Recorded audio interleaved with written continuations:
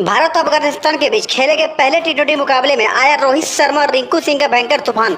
भारत को अंतिम 2 गेंदों में चाहिए थे जीत के लिए 12 रन। फिर उसके बाद रिंकू सिंह ने किया चमत्कार और जिता दिया भारत को पहला टी20 मुकाबला। जी हाँ दोस्तों, दिखाएंगे आपको रोहित शर्मा और रिंकू सिंह के ताबड़तोड़ बल्लेबाजी की पूरी वीडियो क्या हाइलाइट, तो वीडियो को अंत तक जरूर देखिएगा। लेकिन उससे पहले अगर आप भी रोहित शर्मा को खतरनाक बल्लेबाज मानते हैं तो इस वीडियो को लाइक करके चैनल को सब्सक्राइब जरूर कीजिएगा। दोस्तों, भारत और अफगानिस्तान के बीच पहला टी20 मुकाबला मोहाली के आईएस बिंद्रा स्टेडियम में खेला गया, जहां पर भारत ने टॉस जीतकर सबसे पहले गेंदबाजी करने का निर्णय लिया और अफगानिस्तान की टीम को पहले बल्लेबाजी करने के लिए मैदान पर आमंत्रित किया, जिसमें अफगानिस्तान की तरफ से पारी की शुरुआत करने के लिए कप्तान इब्राहिम जैडरन के साथ रहमानुल्लाह गुरबाज उतरे और गेंदबाजी करने के लिए भारतीय टीम की तरफ से अपना पहला ओवर लेकर मोहम्मद सिराज मैदान पर उतरे, जहां पर पहले ओवर के दूसरे गेंद पर गुरबाज ने एक शानदार चौके से अपने पारी का आगाज किया, तो वहीं पर 5वें गेंद पर भी गुरबाज ने करारा चौके से पहले ओवर को समाप्त किया। जिसके बाद दूसरा ओवर डालने के लिए जसप्रीत बुमराह मैदान पर उतरे, उनको भी गुरबाज और इब्राहिम जैडरन ने 2 चौका लगाकर दूसरे ओवर से कुल 10 रन बटोर लिया। लेकिन मोहम्मद सिराज ने तीसरे ओवर के चौथे गेंद पर रहमानुल्लाह गुरबाज को क्लीन बोल्ड करके 15 रनों पर पवेलियन भेज दिया। जिसके बाद बल्लेबाजी करने के लिए मैदान पर रहमत शाह उतरे, लेकिन उसको भी सिराज ने अंतिम गेंद पर सूर्य कुमार यादव के हाथों कैच आउट करा दिया। एक ही ओवर में लगातार 2 विकेट लेने के बाद मोहम्मद सिराज ने भारतीय टीम को जबरदस्त वापसी करा दी। लेकिन फिर छठे ओवर में अफगानिस्तान की टीम ने फिर से वापसी किया। उस ओवर से अफगानिस्तान की टीम ने कुल 18 रन बटोर लिया, जिसमें कप्तान इब्राहिम जैडर ने 2 कलाकेदार छक्के लगाए। पावर प्ले के बाद अफगानिस्तान की टीम का स्कोर 46 रन पर 2 विकेट के नुकसान पर हो गया था। फिर उसके बाद 8वें ओवर में भी जैडर ने 2 शानदार चौका लगाया और अपना अर्धशतक पूरा किया।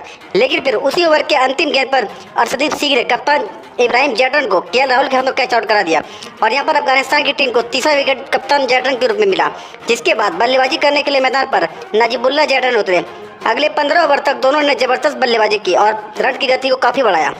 12वें ओवर में भी अफगानिस्तान ने 100 रन पूरे हो गए थे। यहाँ से भारतीय गेंदबाजों की मुश्किलें बढ़नी शुरू हो गई थी। दोनों बल्लेबाज हर एक ओवर से 10-15 रन बटोर रहे थे, लेकिन 15वें ओवर तक दोनों के बीच 55 रन की साझेदारी भी हो चुकी थी। फिर उसके बाद 16वें ओवर में नजीबुल्लाह जैडरन ने अपना अर्धशतक भी पूरा किया और दूसरी छोर से करीम जरत 38 रन पर बल्लेबाजी कर रहे थे। लेकिन फिर अर्शदीप सिंह ने अंतिम गेंद पर अपनी चतुराई से करीम जरत को भी केएल राहुल के हाथों कैच आउट करा दिया। जिसके बाद बल्लेबाजी करने के लिए मैदान पर राशिद खान उतरे और आते ही 17वें ओवर के दूसरे गेंद पर एक कड़ाकेदार छक्के से अपने पारी का आगाज किया, तो वहीं पर उसी ओवर के 5वें गेंद पर भी राशिद खान ने एक और छक्का लॉकआउट की दिशा में लगाया। फिर उसके बाद बुमराह के 18वें ओवर से भी राशिद खान और नजीबुल्लाह जैडरन ने एक एक चौका लगाया। लेकिन फिर उसी ओवर के अंतिम गेंद पर जसप्रीत बुमराह ने नजीबुल्लाह जैडरन को क्लीन बोल्ड कर दिया और यहाँ पर अफगानिस्तान की टीम को 5वां झटका नजीबुल्लाह जैडरन के रूप में लगा, जो कि 68 रनों की खूबसूरत पारी खेलकर पवेलियन लौट गए। जिसके बाद बल्लेबाजी करने के लिए मैदान पर मोहम्मद नबी उतरे और दोनों ने मिलकर 20 ओवर में अपनी टीम के स्कोर को 198 रन तक पहुंचा दिया और भारतीय टीम के सामने 199 रनों का विशाल लक्ष्य रखा। जिसके बाद इस लक्ष्य का पीछा करने के लिए भारतीय टीम की तरफ से ओपनिंग सलामी बल्लेबाज कप्तान रोहित शर्मा के साथ शुभमन गिल मैदान पर उतरे और गेंदबाजी करने के लिए अफगानिस्तान की तरफ से अपना पहला ओवर लेकर फजल हक फारूकी मैदान पर उतरे। यहाँ पर पहले ओवर में ही कप्तान रोहित शर्मा ने 2 शानदार चौके से अपने पारी का आगाज किया, तो वहीं पर दूसरे ओवर में भी शुभमन गिल ने एक कड़ाकेदार छक्के मिड विकेट के ऊपर से लगाया और चौथे ओवर में भी शुभमन गिल ने 2 बेहतरीन चौका स्वीप शॉट से लगाया। लेकिन 5वें ओवर में भारतीय टीम को पहला झटका शुभमन गिल के रूप में लगा। जी हाँ दोस्तों, राशिद खान ने 5वें ओवर के तीसरे गेंद पर शुभमन गिल को 16 रनों पर एलबीडब्ल्यू आउट करा दिया। जिसके बाद बल्लेबाजी करने के लिए मैदान पर विराट कोहली उतरे। पावर प्ले तो दोनों के बीच जबरदस्त बल्लेबाजी चली। पावर प्ले के बाद भी भारतीय टीम का स्कोर 46 रन पर 1 विकेट होने के नुकसान पर हुआ। लेकिन पावर प्ले के बाद भी दोनों ने जबरदस्त बल्लेबाजी करनी शुरू कर दी। 8वें ओवर को दोनों बल्लेबाजों ने काफी बड़ा बना दिया। विराट कोहली ने 2 शानदार कवर ड्राइव चौका और रोहित शर्मा ने 2 कड़ाकेदार छक्का लगाकर उस ओवर से कुल 22 रन बटोर लिए। लेकिन 9वें ओवर के पहले ही गेंद पर विराट कोहली एक खराब शॉट के कारण अपना कैच रहमानुल्लाह गुरबाज को थमा बैठे और यहाँ पर भारतीय टीम को दूसरा झटका विराट कोहली के रूप में लगा, जो कि काफी विस्फोटक अंदाज में बल्लेबाजी कर रहे थे। विराट कोहली 37 रनों की खूबसूरत पारी खेलकर पवेलियन लौट गया। जिसके बाद बल्लेबाजी करने के लिए मैदान पर रिंकू सिंह उतरे और आते ही एक जबरदस्त चौके 3rd मिनट की दिशा में लगाकर अपने पारी की शुरुआत किया।